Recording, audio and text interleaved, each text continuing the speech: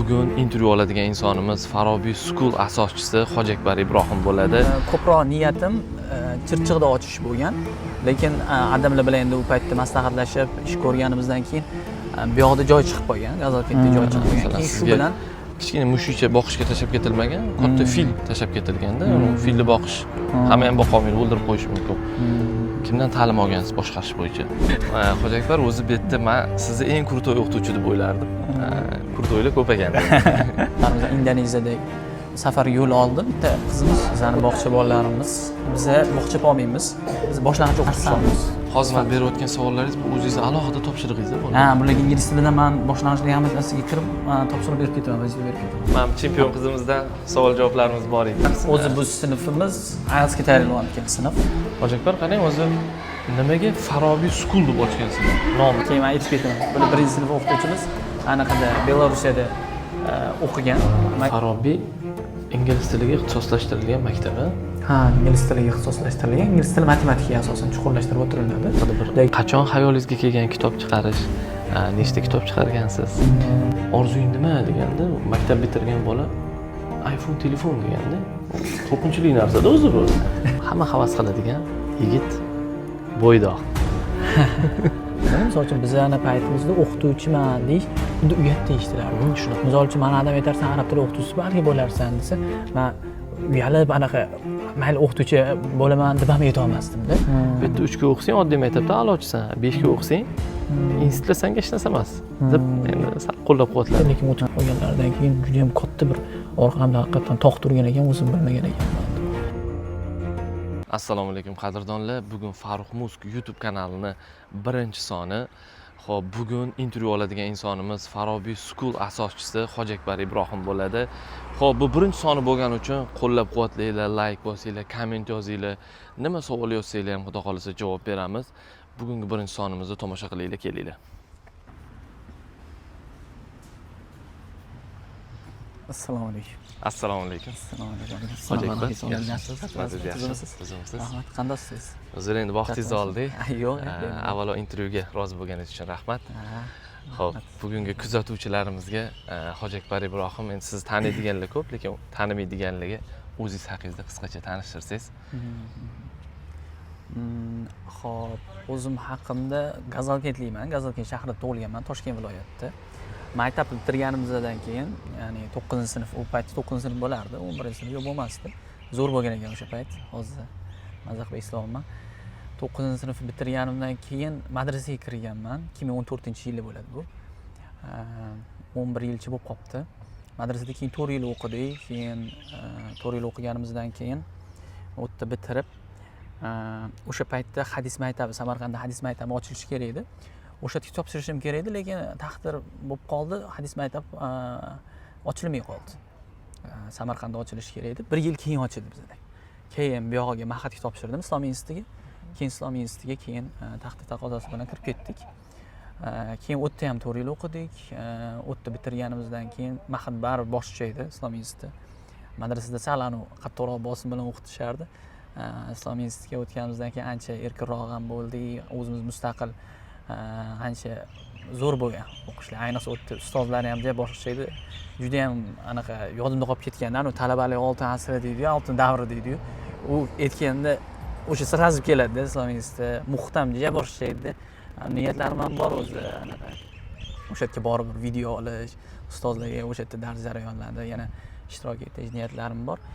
O'tib bitirganimdan keyin anaqaga kirdim, Ko'kaldosh madrasasiga ishlashni boshladim. Ko'kaldosh madrasasida yarim yilcha ishladim, 6-7 oy. Keyin chet elga ketishim kerak edi, magistraturaga kirgandim. Lekin nimadirlar bo'ldi, taqozosi bilan keta olmadim. Turkiyaga ketishim kerak edi, Istanbulda o'sha payt zilzilalar bo'lib qoldi, keyin qolib ketdim. Lekin madrasadan chiqib qo'ydim ungacha. Ketib ham bo'ldim. Keyin qaytib kira olmadim. Madrasaga bitta chiqsangiz qaytib kira olmaysiz-da. Keyin bu yoqda keyin o'sha yili 2023-yilda ekan. Keyin maktabimizni ochdik keyin. 2023-yil maktabimizni ochdik. O'sha madrasada ketishimdan keyin ro'parosi 3 oydan keyinmi, 4 oydan keyin bu yoq ochildi. O'zi maktab ochish g'oyasi birinchi sizda bo'lganmi yo adingizda bo'lganmi g'oya? Maktab ochish hozir %100 eslolmayman. men ham anaqa qilganman-u, ko'proq niyatim Chirchiqda ochish bo'lgan. Lekin adamlar bilan endi u paytda maslahatlashib, ish ko'rganimizdan keyin bu yoqda joy chiqib qolgan, Gazalkentda joy chiqib qolgan. Keyin shu bilan bot bo'lib ketgan. Hozir bu idea 2001 kelganda eslamayman. Lekin o'sha adamlarning moliyaviy yordami bilan keyin bu yoqda o'zimiz harakatimiz bilan keyin ochilib ketdi. Shu ta'lim yo'nalishida ketamiz deb keyin qaror qilindi. Keyin o'shdan keyin shunaqa qilib boshladik. Shunaqa masala. Endi bugun o'zi asosiy oladigan intervyumiz Hoji Akbar Ibrohimdan отдельный o'zlari haqida emas, bugun ochgan o'sha o'zlari asos solgan Farobiy haqida gaplashamiz. Farobiyga masalan uzoqroqdan qatnaydigan o'quvchilar uchun qanaqa sharoitlar qilgansizlar? Ular o'zlari keladimi yo Bizga asosan bu yerda aholisi ham bor, lekin asosiy aholi ham Chorvoqdan keladi-da. Chorvoq 20-25 kilometr uzoqlikda hozir shu turgan joyimizda. Keyin boshqa joylardan ham keladi, uzoqroq joydan. O'shaning uchun alohida bitta avtobus qo'yganmiz bunga. Agar ko'rsanglar, bu yoqda ham turibdi. Avtobus olganmiz, alohida 60 o'rinli avtobusimiz har kuni to'lib kelib, to'lib ketadi. Soat 8:30 da shu yerda bo'lib, keyin 4:30 da keyin chiqib ketishadi bolalar. Shunaqa shaklda holat. Ichkaridan boshlaymiz unda. Kiramizmi? Ketdik. Bu yoqda Face ID'lar bor. Kirayotganda polni hamma yoq bekilingan. Bu yoqqa turamiz bo'lmasa. Maktabga birinchi kelganda ko'zim tushgan narsa, menga yoqqan narsa o'zi tabiatni juda ham yaxshi ko'raman. Shu bog'lar. Hoji Akbar o'zi bu bog'lar oldindan bunaqa holatda bo'lmagan, to'g'rimi? Bunaqa bo'lmagan. Keyin o'zimiz bu yoq qismlarga bu yoqlarga alohida ishlov berib, daraxtlar qo'shib, archalar qo'shib, keyin chimlar ektirganmiz. Sal anaqaga muhtbob bo'lsin deb shu ish qilganmiz. Mana katta archalar oldindan bo'lgan, o'shaning uchun qolib turibdi. No chimlar keyin ekildi. Chimlarni keyin ekkanmiz. Xo'p, Hoji Akbar qarang, Farobiyga biznes nuqtai nazaridan qarasak, boshqarish o'sha kimdan o'rgangansiz? O'zi mana masalan bu kichkina biznescha emasda. Masalan sizga kichkina mushukcha boqishga tashlab ketilmagan, katta fil tashlab ketilganda, filni boqish hamma ham boqa olmaydi, o'ldirib qo'yish mumkin. Kimdan ta'lim olgansiz boshqarish bo'yicha? Endi boshqaruv bo'yicha oldindan ta'lim ichida yurganimiz uchun unchalik boshlanish unchalik qiyin bo'lmagan. To'g'ri, boshida qiyin bo'lgan, bosim bo'lgan, risk bo'lgan tabiiy holat. Ya'ni bola yig'a olamizmi? Chunki ochilingan paytimizda 80 ta bola edi. Odamda bari qo'rquv bo'ladi, risk bo'ladi, yurib ketadimi chunki shuncha pul tikib qo'yilgan degan masalalar bor-da. O'shaning uchun biroz qo'rquv bo'lgan, lekin ta'lim tizimini o'zim yaxshi bilganligim uchun madrasada ham ishlaganligim, keyin boshqa maktablarda ham bir ikkitalar borib, kirib, ichiga ko'rib, har bittasini o'rganib chiqqanman-da, qanaqa tizimda ishlashadi, qanaqa qilishadi. O'shalarni yaxshilab o'rganganimizdan keyin yoki boshqa yana tanishlar, boshqa maktablar ham ozgina yordam bergan. O'shalarning yordami bilan keyin sekin-sekin buni yo'lga qo'yib oldik. Zo'r. Assalomu alaykum. Hurmatli yaxshimisiz? Assalomu alaykum. Bizning ustozimiz Anorbekov Javohir, mana tarix fani o'qituvchisi. Bular hozir magistraturani bitirib, doktorlik qilyaptilar hozir, doktorlik ish olib boradilar. Tarix bo'yicha mutaxassisimiz. Oxirgi sertifikatlari, milliy sertifikat olganlar, tarix bo'yicha 100% qo'lga kiritganlar, eng yuqori bor. 500 ga yaqin abituriyent menimcha, nechta? 500 ga yaqin abituriyentni shu kungacha o'qishlarga kirgizganlar. Abituriyent tayyorlangan. Asosiy o'qituvchimiz tarix. Zo'r. Meni ham sindiradi xullas shu onsa. Hoji Akbar o'zi bu yerda men sizni eng krutoy o'qituvchi deb o'ylardim. Krutoylar ko'p ekan. Aytaman, meni sindiradiganlar bor bu yerda. Ko'z tegmasin. Ichkariga kiramizmi? Ha, kiraveramiz.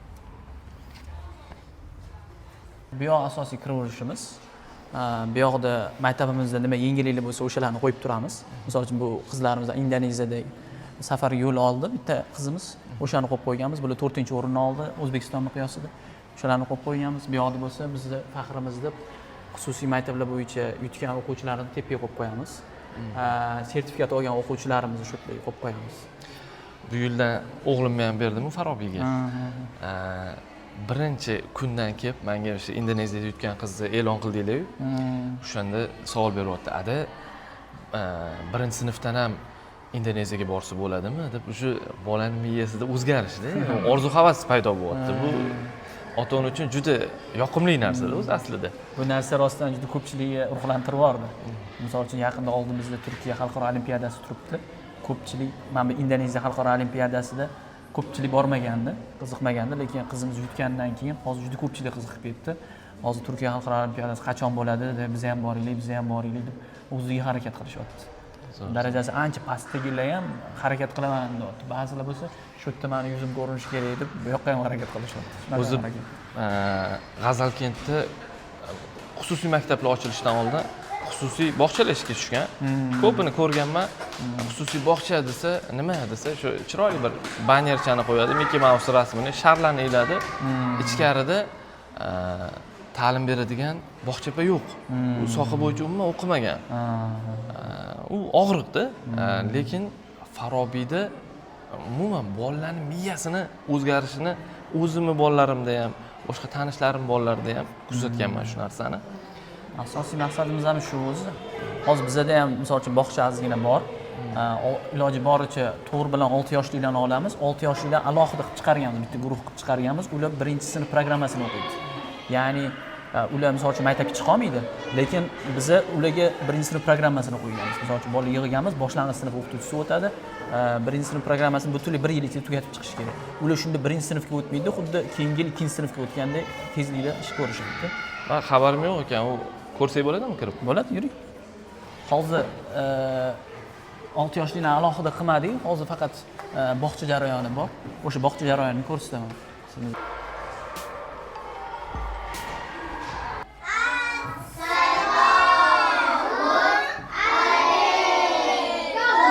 Va alaykum assalom. Bizning bog'cha bolalarimiz 4 yoshlilar, 5 yoshlilar atrofida bo'ldi. Bog'cha bolalarimiz yana qilyapti. Hozir bo'tdi mana arab tili darsi. Bularda через день arab tili darsi qo'yilgan, ya'ni haftada 3 marta arab tili o'tadi. Xuddi shunday ingliz tili ham kuchaytirilgan holatda haftada 3 marta qo'yilgan ingliz tili, keyin rus tillari ham bor. Ya'ni bog'cha bolalariga biz faqat kuchaytirib o'tamiz. Mana bu yerda endi obedda uxlab olishiga sharoitlarni yaratib berganmiz. Bular bog'chapalari, bular biz bog'chapa olmaymiz. Biz boshlang'ich o'qituvchi olamiz. Bog'chapadan ko'ra biz boshlang'ich o'qituvchisi ancha samaradorlik kattaroq deb o'ylaganimiz uchun boshlang'ich o'qituvchi olamiz. Bularni bitirganlar, aynan boshlang'ich bitirganlar. Bolalarga ham ona tilisini, ya'ni alifbosini tezroq chiqarib berishga yordamchiroq bo'ladi bog'chapaga qaraganda. Bola o'zi bog'chadan Farobiyga tayyor bo'lib, ham arab tili, ham ingliz tili, ham rus tilini bilib keladi. Qiynalmaymiz, ancha qiynalmaymiz. Bemalol misol uchun prezident maktabiga tayyorlangungacha 4-sinfga chiqquncha 6 yil bizda bo'ladi. Biz uni ancha aniq qilgan bo'lamiz, yetishtirib tayyor qilgan bo'lamiz. Hozir bolalardan so'rasak bo'ladimi? Bo'ladi. Alifboni. Bolalar qalay bo'lyapti arab tili? Yoqyaptimi? O'qiyapsizlarmi arab tilini? Kim tayyor? Kim zo'r? Eng zo'ringlar. Mana eng baland ko'tardi, qancha aytchi? Eng baland ko'targan aytsinchi.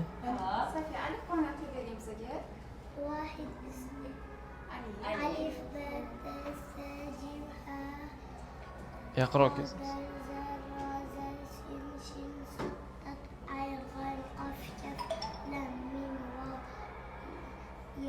Malades. Qarshi chalmaymizmi? Qoyilman. Hozir vohid dedingmi? Nima deding? Vohid dedingmi? Vohid dedingmi? Ha, necha vohid? Vohid. Aniq birmi? 10 emasmi vohid? Birmi? 2. Nanimi? 5cha, 5. 5. Malades, Xomza ekan. Xo'p, 8. 8. Bormadinglarmi 8 ga hali? Bordinglarmi? Kim aytadi? 5 qo'yib beraman. Malades, zo'r. Hojiakbar, siz o'zingiz ham отдельно imtihon qilib turasizmi? Men boshlang'ichlarni polni imtihon qilib turaman. Hozir boshlang'ichlarga kirganda ko'rasiz. Ingliz tilida. Bularga hali kirmadim, endi kiryapman. Bular endi o'zi endi yig'ilib endi boshlanyapti-da. Men davomiy kelib bularni aniq turaman, tekshirib turaman. Hali bular anaqa jarayondami yoki yo'qmi deb. Zo'r. Hojiakbar, men ochiq aytaman, bunaqa bog'cha men hali ko'rmaganman. Shunaqa yoqimli bo'ldi men uchun. Bolalarimiz shu darajada ham arab tilida o'zingizlar ko'ryapsizlar mana kadrda qanaqa chiroyli gapirishyapti. Men uchun juda ham yoqimli bo'ldi. Rahmat sizga, baraka toping. Keyin ko'raylikchi. O'tsak bo'ladi. Endi boshlang'ichga ham o'tsak bo'ladi. Kim bilan daxliga?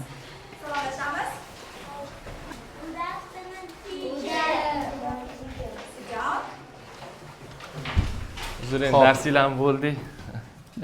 Bular 3-sinf, rus sinfi 3-sinf. 3-sinflar. Boshlang'ichlarga o'zim har doim kirib nazorat qilib turaman. Oldin kirganmidim? Necha marta kirdim? 2 marta. Savol javob qildimmi sizlarni? Akbar tanishtirasizmi o'zingizni? Qani tanishtiringlar, bittanglar turinglar, qani bitta aytib beringlar, bitta aytib bersin. Tur. Boshidan nima deding? My name is Anjan Abdulhat. I live in Uzbekistan. I am 9 years old. My family is small. Small degani nima deganiga? Kichkina. Yaxshi. Live-chi. Live ma'nosi nima? I live nima deding? My existence. Ha, demak yashamoq ekan-a. Yaxshi. Favorite degani ma'nosi nima? Yaxshi ko'rganda. Color-chi? Aniq rang. Rang. Is yellow-chi? Aniq sariq. Sariq. Sariq yaxshi ko'rasan. Why? Просто нравится. Why degani nima degani? Nimaga? Ha, nimaga? Nimaga? Просто Aniq yoqadi-da. yoqadi degani nima degani ingliz tilida? Yoqtiraman. Like-mi? Ha, I like it, ha? Hamma yaxshi. Malades. Yaxshi o'tir. Qarang, o'zi betda hozir birinchi ko'zim tushgan narsa partalar noodatiy joylashtirilganda. Nima bilan joylashtirilgan? Endi bizni ustozlarga bemalol anaqa qilib berganmiz. O'zi xohlagancha o'tadi-da. Dars jarayoniga unchalik aralashmaymiz. Qanaqa o'tirishi unaqa muhim emas, ahamiyatli emas. Asosiysi darslarimiz. Hozir men berayotgan savollaringiz bu o'zingizning alohida topshirig'ingiz bo'ladi. Ha, bularga ingliz tilidan men boshlang'ichda hamma narsaga kirib, topshiriq berib ketaman, vazifa berib ketaman. Bu ingliz tili ustozlari ingliz tilidan Guess What kitobidan o'tishadi.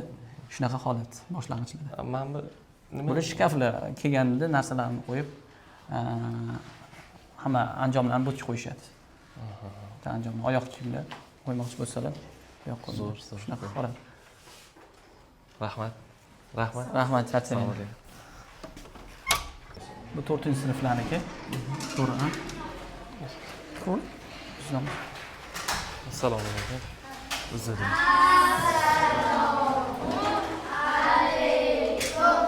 Uzr, endi darsinglarni sal buzib qo'ydik. Assalomu alaykum. Bor uzr. Bular 4-sinfimiz, o'tirib olinglar. 4-sinf gruppamiz. Bularga ham davomiy kirib turaman. Ingliz tilidan, bir xil payt rus tilidan ham so'rab qolishim mumkin. Sizlarga ham kirganmidim? Necha marta kirdim sizlarga? 2 marta. 2 marta kirdim, ha? Demak, nimalar so'ragandim? Ingliz tilida. Hello, my name is Sumar. I am 10 years old. I live in Gazalkent.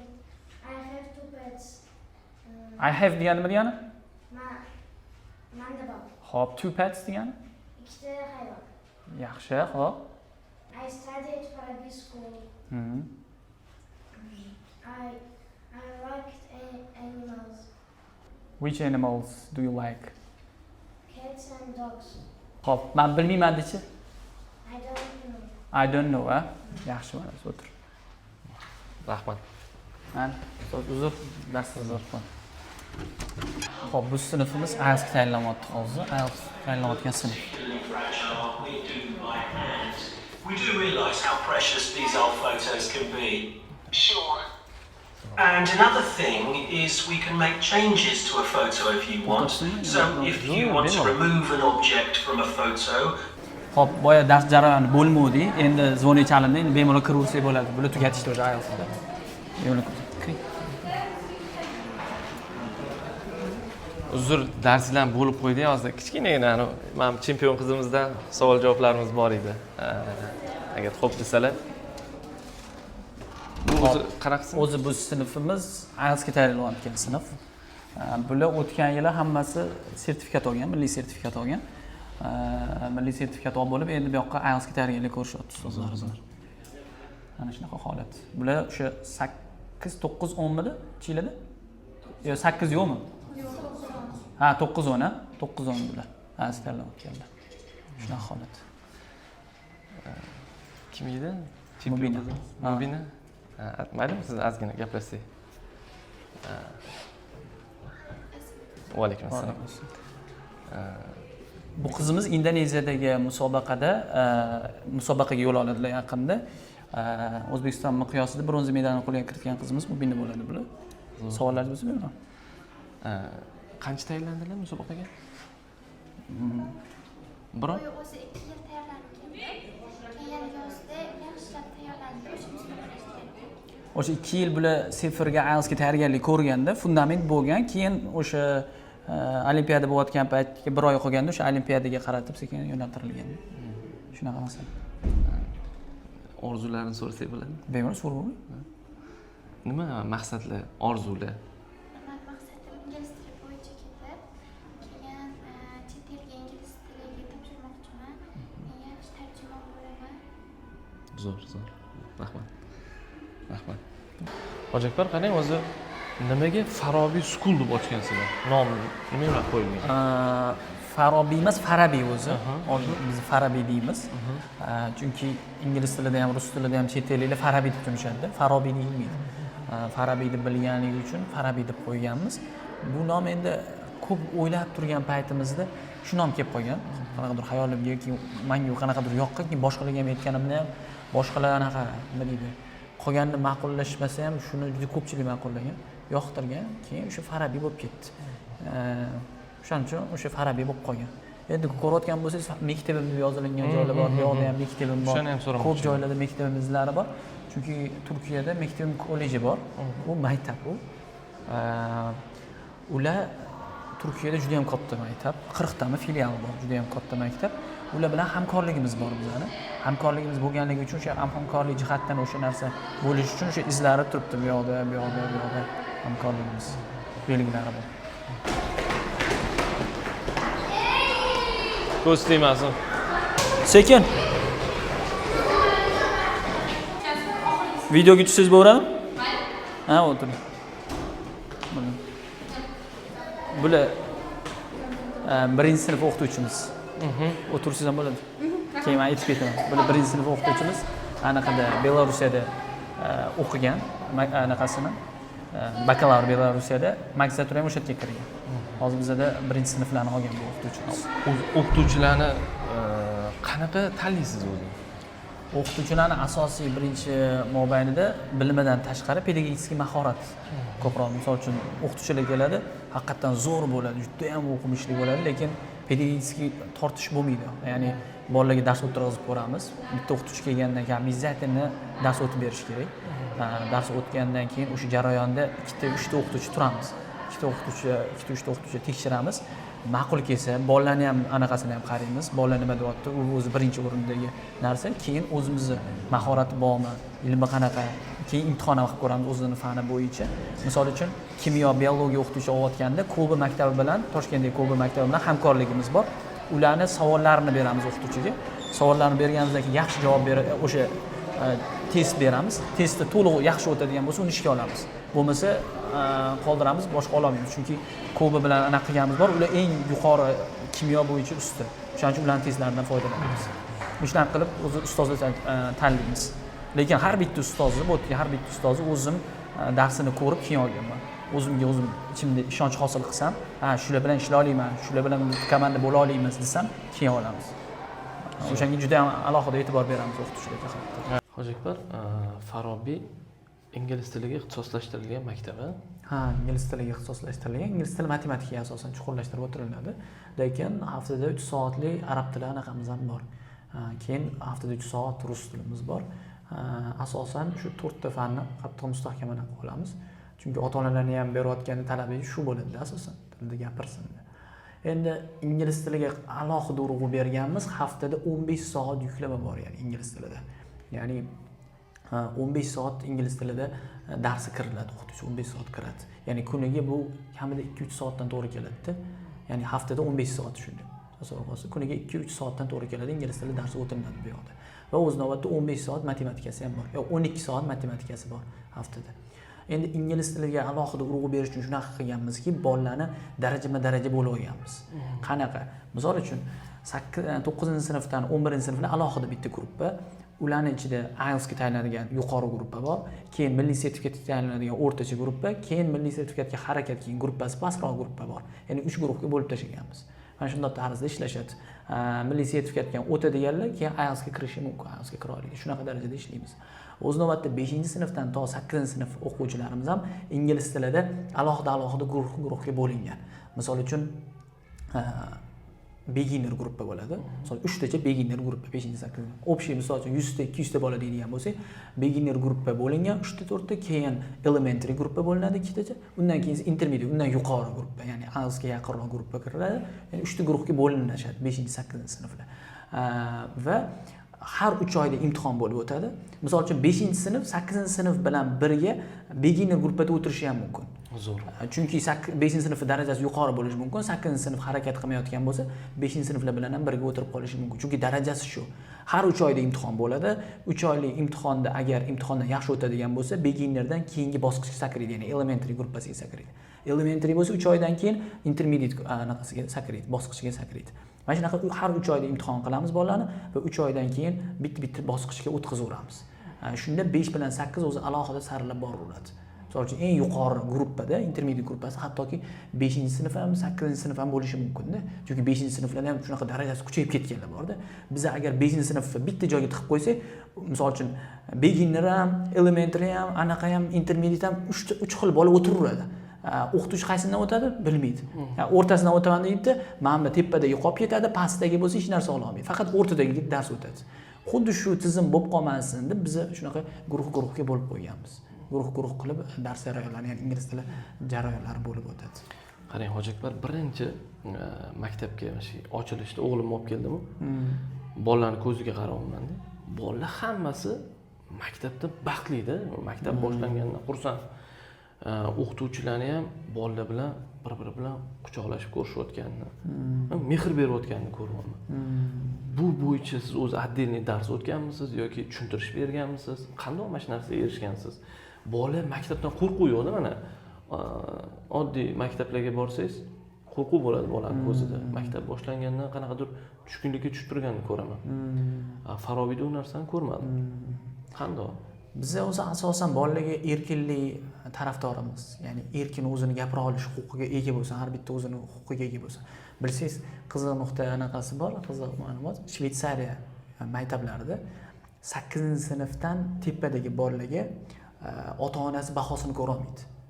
Mana maktabga kelib bahosini ko'rsat desa, 8-sinfdan yuqoriga bermaydi bahosini. Yo'q, buni faqat bola ko'ra oladi. Bu bolaning huquqi deydi. Bu xunuk bo'lishi mumkin. Misol uchun ota-ona kelib ko'ra olmasligi xunuk eshitilishi mumkin, lekin maqsad bu yerda nima? 8-sinfdan bola o'zi mustaqillikka o'rgansin, o'zi mas'uliyatni his qilsin degan maqsadda qo'ygan Shveysariyada. Bu juda ham katta narsa-da. Bu men ham birinchi eshittirganda hayron qoldim.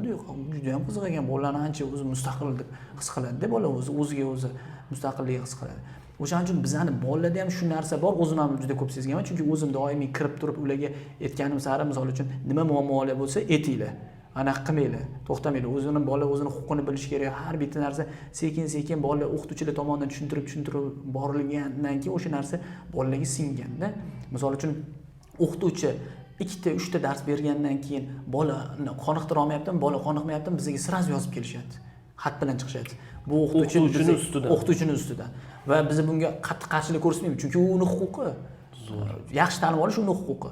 Chunki biz bilmayotgan bo'lishimiz mumkin, biz xato qilayotgan bo'lishimiz mumkin. Sразу inobatga olamiz, ustida chora ko'ramiz, o'qituvchiga muddat beramiz. Ro'ppa-rosa 3 ta o'qituvchimiz shu jihatdan bizdan ketgan. Ya'ni ketishga majbur bo'lgan. Biz uni haydamaganmiz. Bolalar yoqtirmagan, bolalar xohlamagan ketgan. Bu o'qituvchiga ma'qul kelmagan. Ya'ni o'qituvchining bilimi zo'r edi, lekin pedagogik mahorati biroz bo'sh bo'lib qolsa, bolalarni olib ketib qolmasligi mumkin. Qarang, ya'ni bu yerda kelgan bola kerak bo'lsa o'qituvchini ham o'zlari tanlashadi. Shunaqa. Qo'yman, zo'r. Misol uchun bitta o'qituvchi biroz pedagogik bitta o'qituvchi boshqa o'qituvchi bilan kelisha olmayotgan bo'lsa, bir ikkita hodisalar ham bo'lib turadi shunaqa. Men ana kelisha olmayapman, nima qilay desa, rostdan ham muammoli vaziyat bo'ladigan bo'lsa, nimadir muammo bo'lib qoladi o'qituvchi bilan birga. O'shani hal qilish uchun boshqa o'qituvchiga biriktiriladi. Shunaqa choralar ham ko'ramiz bir xil paytda. Majbur bo'lamiz endi bu paytlarda. Lekin ko'p jihatdan bizning o'quvchilarimiz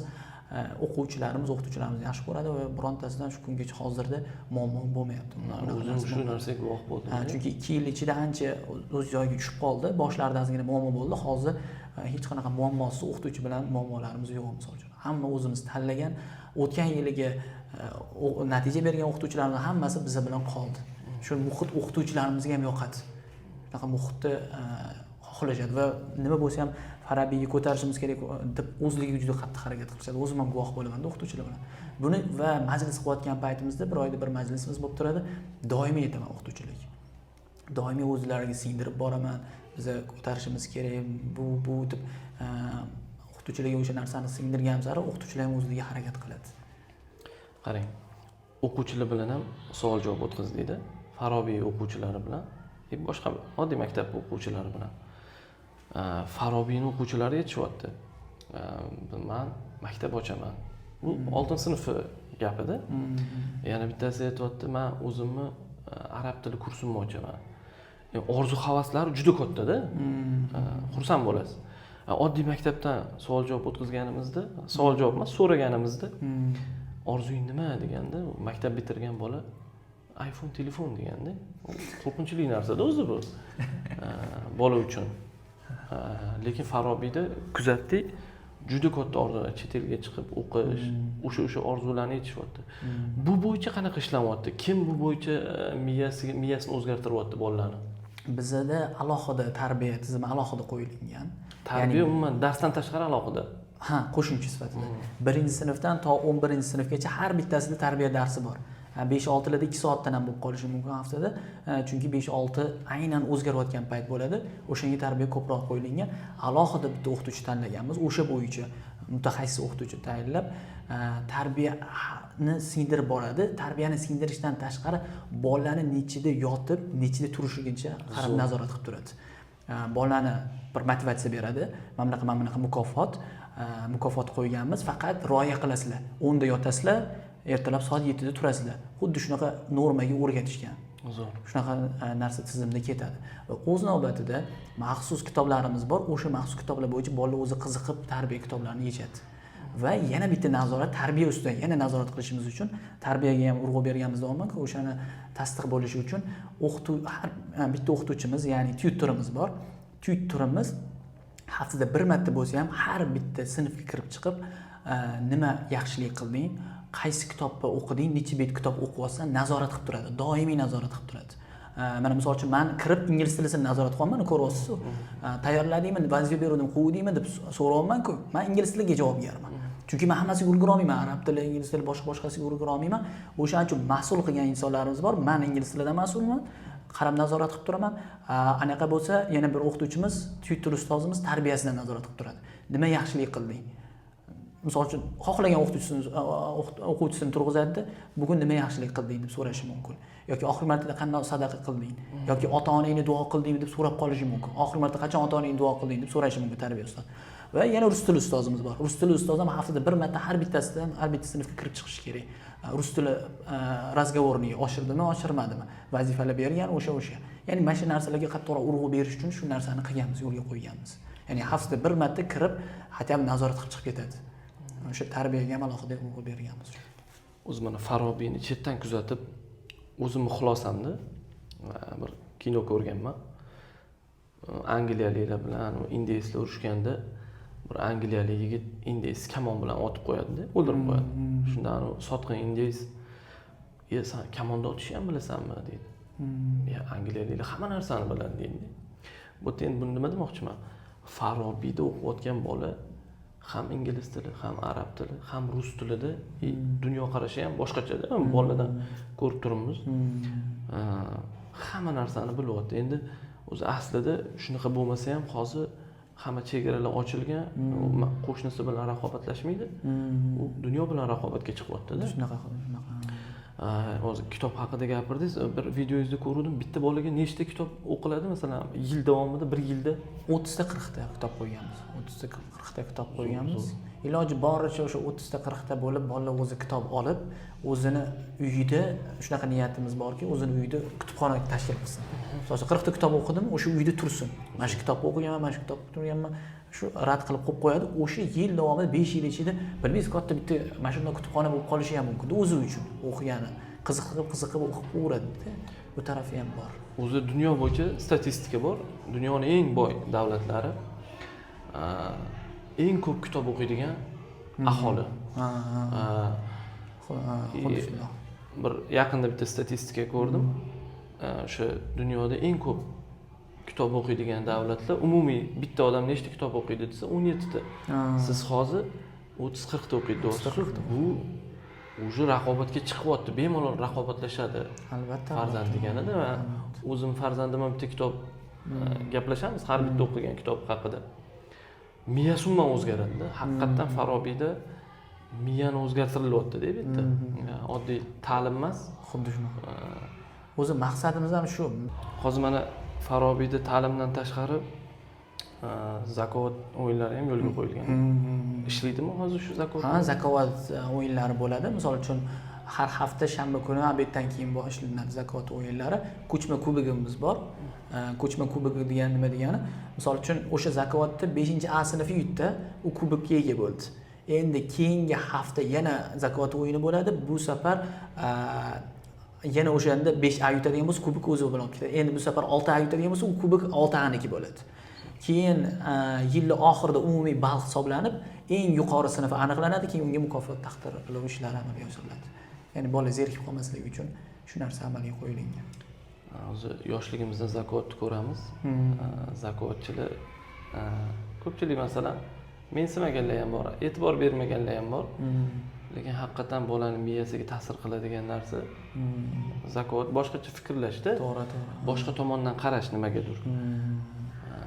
Kuzatsangiz, o'sha zakotdagilarni ham hammasi eng kurtoy xodimlar yoki rahbarlar bo'lib ishlashadi. Dunyo qarashini ancha oshirib boradi. Shunaqa.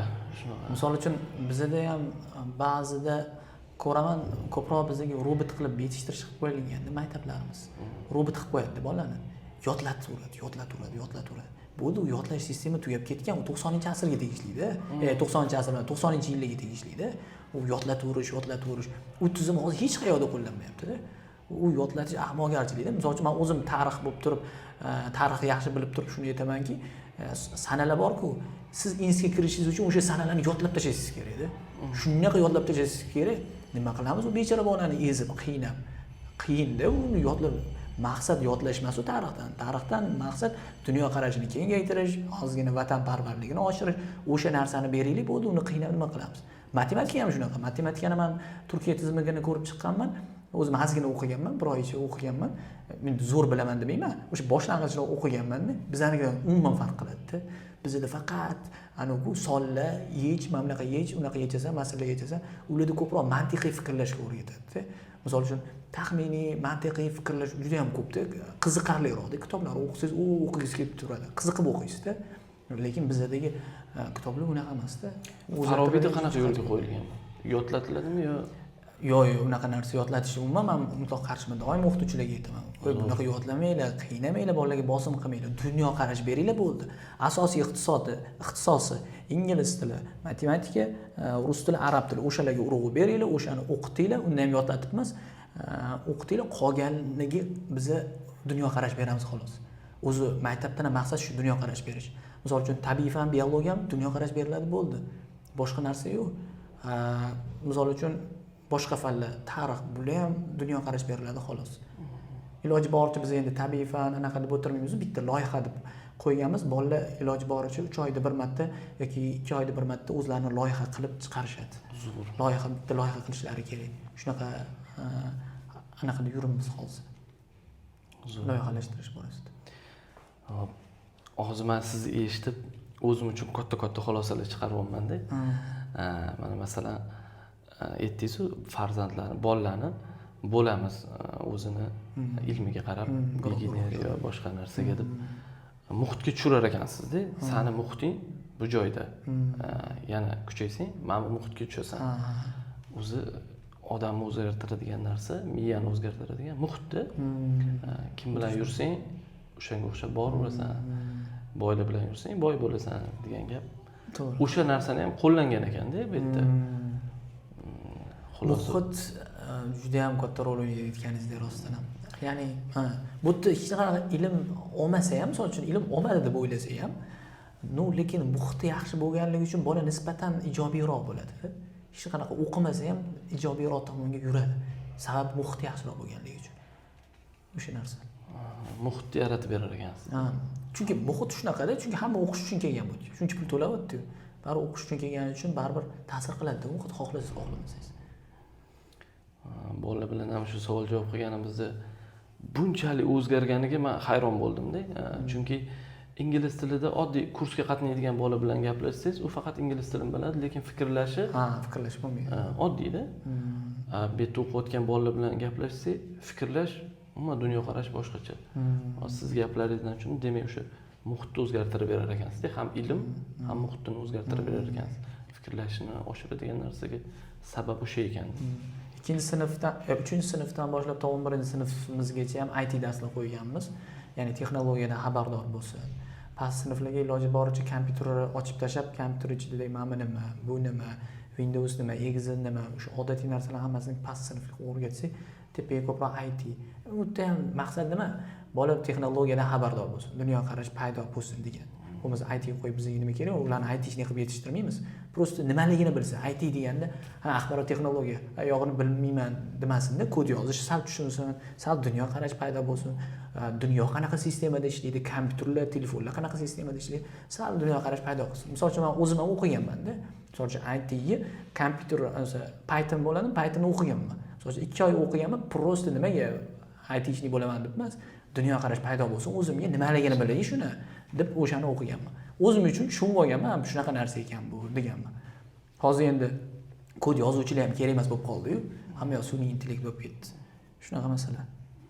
Farobiyni kelajakdagi qilinadigan ishlar, niyatlaringiz Yaqin oralarda Yaqin oralarda rejalashtirayotganimiz shu Farabiyga hozir o'zini kitoblarini yo'lga qo'yish harakatidamiz.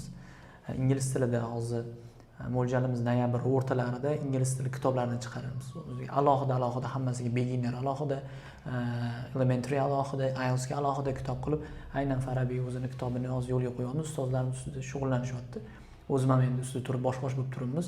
Tezroq chiqaraylik deb. Ikkinchisi, asosiysi albatta o'zim yo'nalishim arab tili bo'yicha.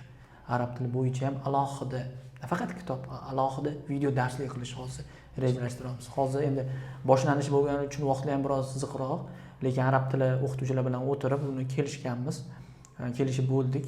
Ya'ni bitta alohida Farabiy kitobini qilamiz, keyin video darsliklar qilib, alohida bola o'zi o'rganib ketish uchun ham alohida bu narsa dasturni yo'lga qo'ymoqchimiz arab tili borasida.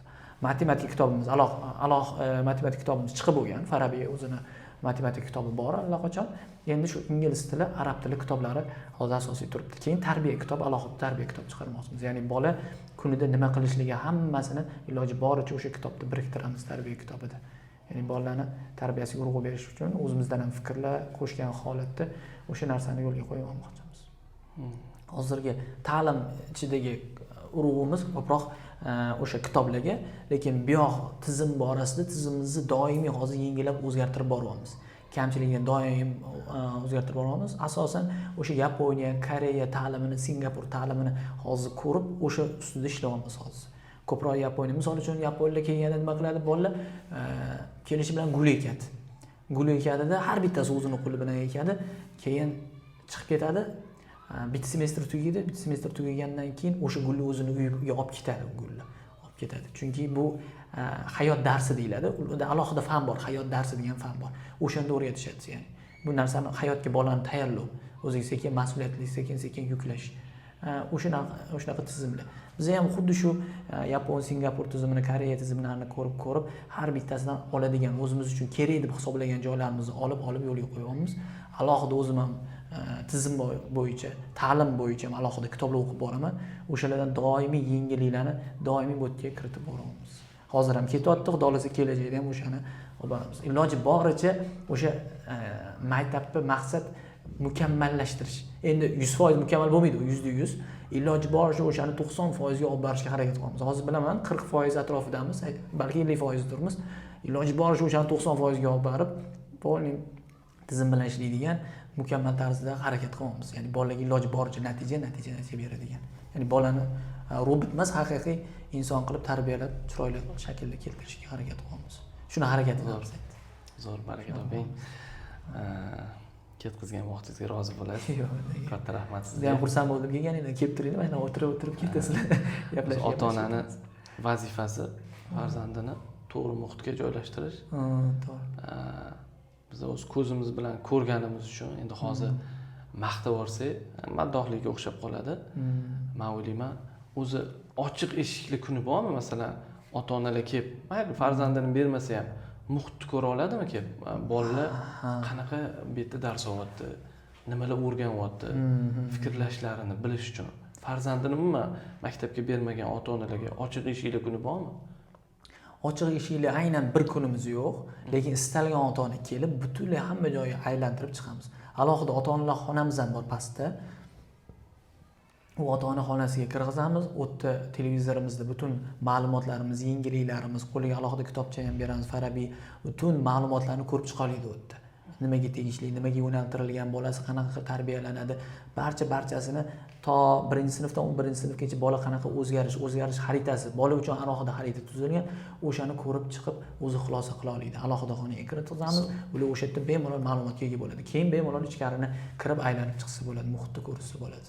Bu uchun butun qulayliklar, imkoniyat yaratib beramiz. Ota-onalar bilan alohida bitta o'qituvchimizni, tutorimizni mas'ul qilamiz. U borib ota-ona bilan o'zi suhbat qilib, o'zi tanishtirib, o'zi ko'rsatamiz. Zo'r. Hozir intervyumizni ko'rib o'tirgan ota-onalar havas bilan balkim Farobiyga bersam bo'lammi desa, lekin u Qibrayda tursa yoki Toshkentda, Vodiyda tursa, sharoit qilib bera olamizmi ularga kelib o'qishiga farzandlarini? Yo, bunga alohida yotoqxona tashkillashtirganmiz. Yotoqxonamizda bolalar bor. Ular ta'lim olishyapti hozirda ham. Bemalol kelib, joylarni ham ko'rib, bemalol ishonib, agar topshirib ketishmoqchi bo'lsa, topshirib ketsa bo'ladi. 4 mahal ichida ovqati bor, ovqat ham beramiz. Ustida nazoratchilar ham bor, ustozlar ham ikkita ustoz kelib bir nazorat qilib turadi. Doimiy ustida turishmasa ham bola nisbatan nazoratda bo'ladi. Keling. Assalomu alaykum. Huzur darsinglarni bo'lib qo'ydik. Bolalar bilan ozgina savol-javob qilmoqchi edik. Xo'p, hormanglar bolalar, yaxshimisizlar? Xursandman sizlarni ko'rganimdan. Savollarim bor edi, maylimi? So'rasam. Qanchadan beri o'qiyapsizlar Farobiyda? 3-yil. Nimasi bilan yaxshi ko'rasizlar Farobiyni? Assalomu alaykum. Va alaykum assalom. Yaxshi o'qitishi, keyin ahilligimiz uchun, keyin o'zi Farabiy yoqadi. Orzularingiz qanaqa Farobiyni bitirgandan keyin? Qayerga o'qishga topshirmoqchisiz? Xadichaga kiraman, o'sha yerda bitirib arab tili ustozi bo'laman. Zo'r. Rahmat. Eng yaxshi ko'rgan ustozingiz kim? Barnoz ustoz. Zo'r. Siznikichi? Barnoz ustoz. Yaxshi. Assalomu alaykum. 6-sinfsizlar? 6-sinf. 6B. Maylimi savol javob borsa ozgina. Vaqtingizni olaman, uzr. Xo'p, bitirgandan keyin nima orzuyinglar bor? Matematik ustoz. Zo'r. Madrasaga kirmoqchiman. Malades. Rahmat. Hop, hozir kichkina bolachalardan men savol javob qilyapmiz. Hammasi почти ustoz bo'laman, madrasaga kiraman, dars beraman deyishyapti. Oddiy maktabda, o'zimiz o'qigan maktablarda hech kim ustoz bo'laman degan gapni aytmasdi. Bu farzandlarimizni ustozga bo'lgan hurmatini, miyasi o'zgarganini shuni ochiq ko'rib turibsizlar. Bizning ustozimiz Sardor ustoz ingliz tilidan dars beradilar. Eng zo'r sinf desa ham bo'ladi, eng chiroylisi. Juda chiroyli. Britaniya ovozi kelib turadi. Muhitda o'zi boshqa joyga tushib qolgandek bo'lar ekansiz-da. Xo'p, oranglarda kim o'zini ingliz tilida tanishtirasiz? My full name is Ravshanwa Madina. I am 11 years old.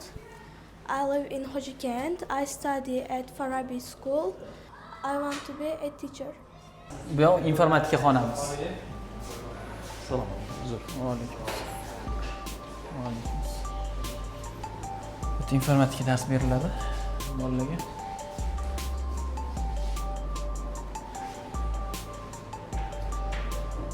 Kompyuterdan hech qanaqa muammo yo'q ekan. Yo'q, kompyuterdan bemalol yetadi.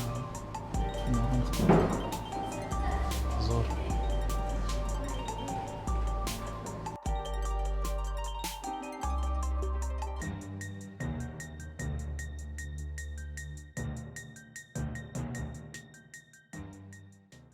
Xo'p, bu yoq endi oshxonamiz.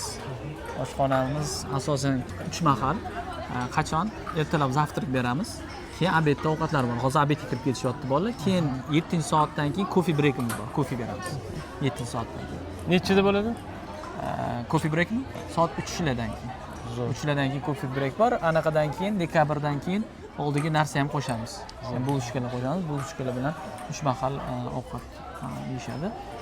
Ovqat yeyotganda ham tartib bilan bolalar ovqatni olib kelib, bitta navbatchi bor, o'sha navbatchi tushib ovqat tartibli tarqatadi har bitta stol. Har bitta sinf uchun bitta stol belgilangan. Bu 9 sinf, bu 10niki bittasi belgilab qo'yilgan. O'shanga ko'ra bolalar o'tirishadi. Tartibli holatda anaqa qilishadi, ish ko'rishadi. Masalan, farzand to'ymay qolsa, DP degan narsa bormi? Ha, bor. Beramiz, bemalol beramiz. O'zi ortiqcha bilan qilishadi o'shanga. Zo'r. Ovqatlanish, taomlar kim tanlaydi uni? O'zim qarab turaman bunda ham, nazorat qilib turaman. Ya'ni o'zi ovqatlar bolalarga berganmiz, qaysi bolalar o'zi ma'qul kelganini tanlashgan. Shu qolsin. Uni ham tanlov asosida qilingan. Misol uchun biftek xohlashadi, misol biftek bor bitta kuniga. Bitta kuniga yana boshqa ovqat, osh bor, misol uchun haftada 2 marta shunaqa shaklda ishlanadi. Dietetik ovqatlar yo'q. Yo'q. Dietolog bo'yicha hozir ovqat qilayotganini bitta ko'rib chiquvdim, lekin u masala juda ham qiyinroq ekan. Chunki biz ana ko'p ovqatli bolalar unaqa ovqatlar yemas ekanmiz, chunki qovoq, shunga o'xshagan ovqatlar bor ekan. Ham narxi ham qimmat, to'g'risini aytish kerak, ham bu yoqda bolalar ham yemaydigan ovqatlarda. Unaqalar bolalar endi yemagandan keyin u tarafga o'tmadi, dietetik tarafga o'tmadi. Uni bir o'ylab ko'rdik, lekin muhokama qildik, lekin to'g'ri kelmaganligi uchun shu ovqatni o'zimizning ovqatda milliy taomlarda qoldirdik. Zo'r.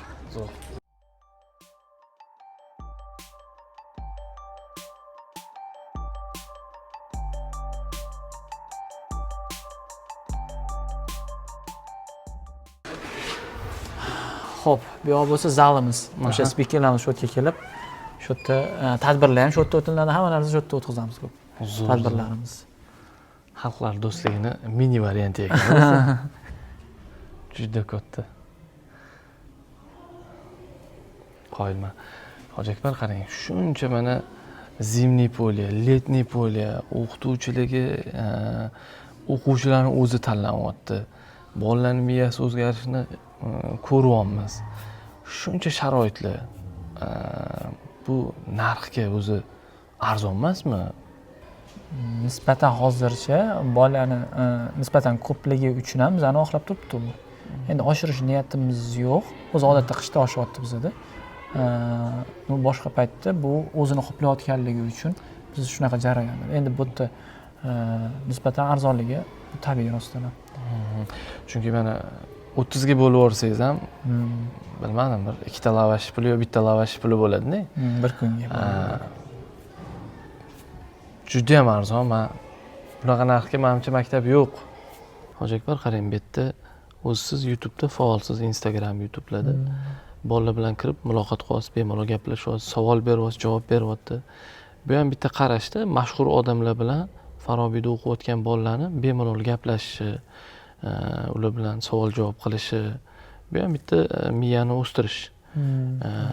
Sizdan tashqari yana Farobiyga mashhur insonlar keladimi yo?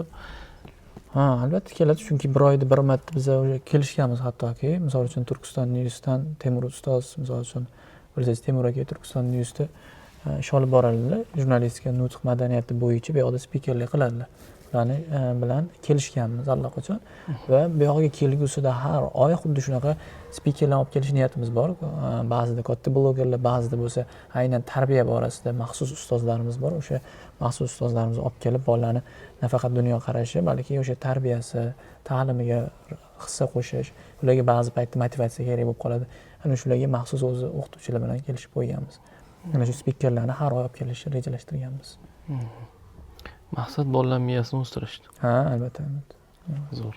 Hoji Akbar, siz o'zingiz ijod ham qilib turasiz. Biz bilmagandik, eshitib juda ham xursand bo'ldik.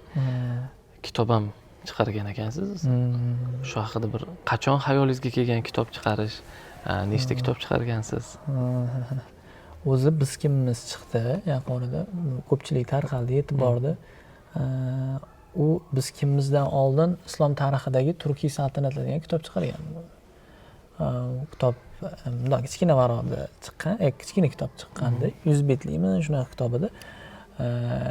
Lekin u ketmagan, sotilmagan. U qachon yozilgan, qachon chiqarilgan? 2023-yilda bo'lgan. Yo'q, 2020 adashdim. 2022da ekan. Roppa rosa 3 yil bo'lyapti-da. Ya'ni universitet paytimizda, men diplom ishi yozgan paytimda Islom institutida endi hamma o'zini yo'nalishi bo'yicha qilardi. Diplom ishini ham men ko'proq anaqa bo'yicha qilganman. Islom tarixi bo'yicha bizani hududlarga islomni kirib kelishi. Nima maqsadda kirib kelingan, hammasini tegiga Qutayb ibn Muslim aslida kim, har narsani yetib o'shani juda ham ko'p manbalardan ko'rganim uchun keyin uni kitob shakliga keltirib yuboraman deb o'sha paytda yozgandim. O'shanda bemalol vaqtdan bemalol edi.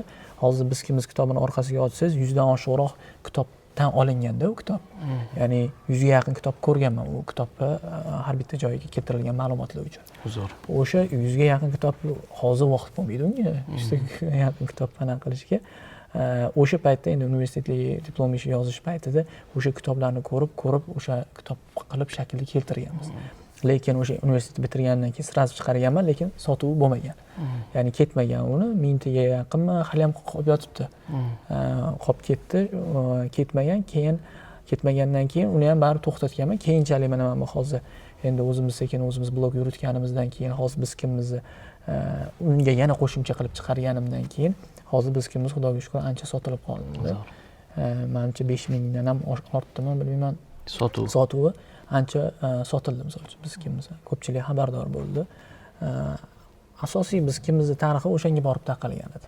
Ya'ni 3 yilmi, 2 yil yotdi-da. Hech kim o'qilinmadi. Mana endi sekin o'qishni boshlashdi odamlar. Endi ko'rishni boshladi. Zo'r. Hoji Akbar, mana faoliyatingizni ko'ryapmiz. Ijod qilasiz, tadbirkorlik bilan shug'ullanasiz. Hamma havas qiladigan yigit bo'ydoq. Qachon? To'y qachon? To'y qachon? Niyatingiz qachon? Yo, niyat o'tgan yil edi o'zi. Niyat o'tgan yil edi. Yo'q, hozircha niyat bor, lekin o'sha bilasiz, hammadagi asosiy muammo o'sha masala. Chiqqan zahoti o'sha kuni ertangi oyda o'sha to'y xudo olasa. Tushunarli. Bolalar bilan savol javob qilganimizda ham o'zingiz guvoh bo'lasiz. Ko'pi o'qituvchi bo'laman, dars beraman yoki maktab ochaman deganlari ham bor ichida. Bu qandoq? Bu o'qituvchilarni shunchalik kuri to'yligidan bo'la yaxshi mashinada keladi, bolalar havas qilib o'qituvchi bo'lmoqchi yoki mehribonligidanmi bolalarga bo'lgan? Nimaga bunaqa ko'p o'qituvchi bo'laman degan o'quvchilar? To'g'risi buni haqida o'ylab ko'rmagan ekanman. Buni aniq javobini ham bilmayman to'g'risi. Aniq ayta olmayman, lekin taxminiy aytish mumkin. Men ham o'zim ham hayron qoldim, chunki ko'pchilik bolalar o'qituvchi bo'laman deyishini men ham o'zim ham ko'p kuzatmaganman. Misol uchun bizning paytimizda o'qituvchiman deyish xuddi uyatda eshitilardi. Shunaqa. Misol uchun mana adam aytarsan, arab tili o'qituvchisi balki bo'larsan desa, men uyalib anaqa mayli o'qituvchi bo'laman deb ham ayta olmasdim-da. Hattoki maktabda bo'lib turganimizda kim kelajakda kim bo'lmoqchi desa, men tadbirkorman derdim-da. O'qituvchilar ham niyat bo'lgan, lekin o'qituvchi ayta olmaganmiz, chunki odam uyalgandi o'qituvchilik kasbdan. Lekin hozirgi maktabda hayron qoldim. O'zimizda men sizlar bilan guvoh bo'ldim. Uni oldin bilmasdim, misol uchun o'qituvchi bo'laman deganlar ko'pchilik tashkil qilishligini bilmas ekanman. Menimcha shu ustida turgan o'qituvchilar yoki ba'zi 4 ta 5 ta ba'zi o'qituvchilarni yurish turishi ularga yoqqandir, ularga xuddi ularga o'xshagiz kelgandir, ularni namuna qilib olayotgandir deb men ham shularga o'xshash bo'laman deyotganligi uchun ham balki shunaqa muhit shakllanib qoldimi, unisini bilmayman, lekin qiziq bitta narsani eshitgandim. Hozir aniq %100 kelmayapti-yu, taxminiy shunaqa ediki, bitta sinfda so'roq qilinganda kelajakda kim bo'lasan? Yuqori kuchli qudratli davlatlardan so'ralgan. Qudratli davlatlarni, masalan, yuqoridagi topda turadigan davlatlarni maktablardan so'rab chiqishgan. Ko'pchiligi o'qituvchi bo'laman degani ko'pda. Chunki o'qituvchining qadri yuqori bo'lgan davlat boy ekan-da, boy bo'lar ekan. Lekin men kambag'al davlatlarga qaragan bo'lsangiz, ulardan ham savol javob qilishgan, lekin bolalarda bironta o'qituvchi chiqmagan. O'qituvchi bo'laman degan narsa chiqmagan. O'sha yerdan ham bilsa bo'ladiki, bir davlatda rivojlanayotgan yoki rivojlanmayotganini. Ya'ni kelajagi bor davlatda demak o'qituvchilar chiqishi, saviyali chiqishi, qadri yuqori bo'lishligi belgisi ekanda. Uni hozir qaysinda anaqa qilinganligini bilmadim, lekin taxminiy xuddi shunaqa deb eshitgandim. Ya'ni o'qituvchi ko'p bo'laman degan davlatlar, qudratli davlatlar, zaif davlatlarda har doim o'qituvchilik pastga urilgan, qadri tushgan doimo. Bu biz uchun juda ham quvonarli holat, lekin Shunaqa. olib qarasa. Bu yerga farzandim mana necha bir hafta bo'lib qoldi-ku o'tganiga. Maktabda, oddiy maktabga borganda Yani bitta farzandingiz 3 yildan beri o'qiydi. Ikkinchisi shunaqa. yaqinda kirdi. Mana bu yil kirdi. bir hafta 10 kun bo'lib qoldi. Bir hafta bo'ldi. Darsdan keldi, yig'lab keldida. Ada 3 oldim deb. Endi maktab bo'lgandan keyin olasan. O'zi oddiy maktabda faqat 5 olardi. Biz o'ylardik, bu a'lochi, 5 ga o'qiydigan bo'ladi. Bu yoqqa kelgandan keyin daraja ma'lum bo'lib qoldi. Bu a'lochi emas, pastroq o'qir ekan. Yig'layapti. Keyin so'radim, nimaga 3 olding desam, yo'qda do'stga yozilar ekan, quruq ko'chirib olingan ekan. Bundan oldingisida. Bundan oldingisida. Bu yerda o'zi qilish kerak ekan darsni. Men aytdim, keyin sen bu yerda 3 ga o'qisang, oddiy maktabda a'lochi eding-ku. Bu yerda 3 ga o'qisang, oddiy maktabda a'lochisan. 5 ga o'qisang, institutda senga hech narsa emas deb endi sal qo'llab-quvvatladim. Mana misol uchun bu ishingiz haqiqatan zo'r-da. Misol uchun ota-onalar bilan ham juda ko'p narsa bog'liq o'zi ota-onaga. Xuddi shunaqa holatlar ham ko'p kuzatilgan oldingi yillarda. Ota-ona siz o'rningizda unaqa demaydi bolaga. Qanday qilib sen 3 olishing mumkin deydi. Sirasi bizga bostirib keladi-da. Buni 3 qo'yibsizlar, bu 3 qanaqa 3 ga anaqa emas. Voy to'xtang, bu sekin o'zini yo'nalishini topib anaqa qiladi, tushunmaydi-da. Lekin u 3 olishi mumkin emas deb sirasi portlaydi. Unaqa tushuntirish, motivatsiya berish, bu hammasi ota-onaning qo'lida-da. Ya'ni biz hamma narsani hal qilamiz degani emas, u har bir ota-onaning hissasi bilan bir narsaga erishishimiz mumkin-da.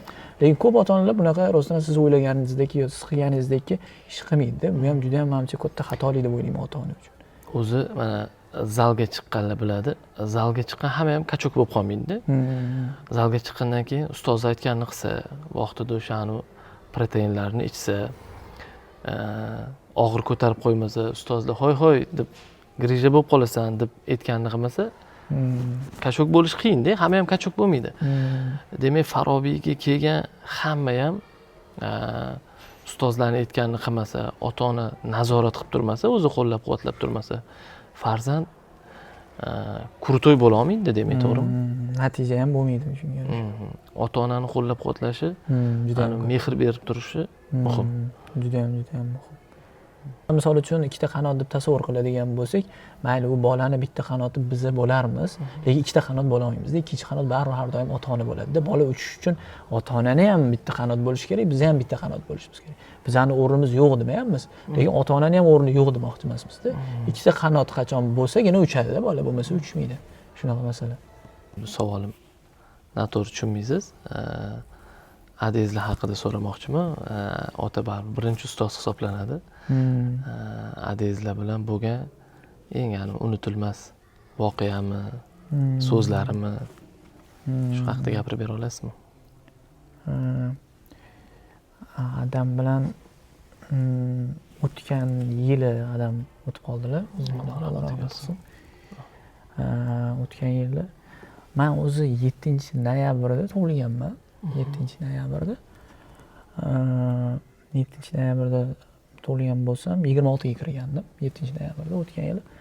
Keyin 17si kuni ro'parasi 10 kun o'tib, keyin adam o'tib qoldi. 10 kundan keyin o'tib qoldi. Kutilmagan bo'lib qoldi.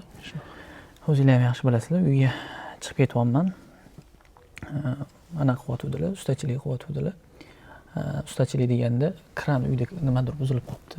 Men Toshkentga ketishim kerak edi. Tuzatayotgan ekanlar, o'sha yordamlashardimda, keyin sekin chiqib ketishimni bilaman, ketyapman dedim. Ha bo'ldi, bo'pti, yaxshi aytib oldilar. Shularni qilyotgandilar. Keyin o'sha hayron qoldi odam, qaytishda o'zi yo'q deysiz.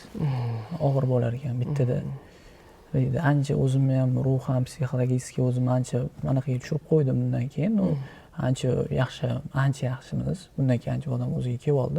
Lekin o'limni ham farqli his bo'lar ekanda, ta'siri ham bo'lar ekanda. O'sha birdaniga bo'lgani odam og'rib qo'yadi. Endi o'lim hammaga yetadi, lekin bunaqa kutilmagan holatda birdaniga bo'lishi ozgina ruhan odamni anaqa qilib qo'ydi, muhosima qilib qo'ydi. Endi adam bilan bog'liq eslaydigan ko'p joyim baribir adamga ko'proq ishlar bilan bo'lib, darslar bilan bo'lib vaqt ajrata olmaganimiz, ularni gaplari bo'lsa, o'sha men tug'ilgan kunimdagi o'sha esimdagi qolib ketgan, o'sha tabriklaganlar, tug'ilgan kunimda kechki payt tabriklaganlar, keyin o'sha esimni bo'yicha sandekka farzand hech kimga bermagan, hech qaysi bir otaga deganlar. Qanaqadir o'shanda o'pib ham qo'ygandilar. Keyin 26 yoshdaman, o'zi ko'p katta bo'lib qoldim. Lekin qanaqadir xuddi o'zimni yoshda ham his qilaman, keyin uni boshqa his berdi menga. Xuddi shu gaplardan keyin boshqa bo'lib ketdim-da. Nimadir bordek, boshqa anaqa qildi, quchoqladilar, boshqa bo'ldi. Oldingisiga ham qaraganda boshqa bo'ldi, bu gap ham juda boshqa bo'ldi. Lekin o'zi taqdir ekan, 10 kundan keyin o'tib qoldi. Lekin shu adamlardan keyin o'zim ko'p mustaqil bo'lardim. Endi to'ng'ich farzand bo'lganligim uchun o'zim eplab ketaman, o'zimni hayotimni o'zim quraman, tirdim. Shunaqa misol uchun adam ancha to'q, ancha o'zingiz bilasiz, ancha anaqa inson edilar, lekin o'zim harakat qilardim. Ularga suyanmayman, o'zim hayotimni o'zim quraman, boshqa deb o'zim mustaqillik xohlardim. Har doim shunaqa xohlardim. Kimgadir suyanib qolishni xohlamasdim. Lekin o'sha o'tib qolganlaridan keyin tushundimki, rostdan ham shu ham qattiq suyanib qolgan ekan. Juda ham o'sha tarafdan juda og'ir bo'ldi. O'zimga ishonch, juda ham katta ishonch bor edi, lekin o'tib qolganlaridan keyin juda ham katta bir orqamda haqiqatan tog' turgan ekan, o'zim bilmagan ekanman deb. Shu kinolarda aytadi-yu, "Adang senga tog' deydi-yu." Biz buni bilmas ekanmiz-da. O'tganlardan keyin hamma narsani tushunib qoldik.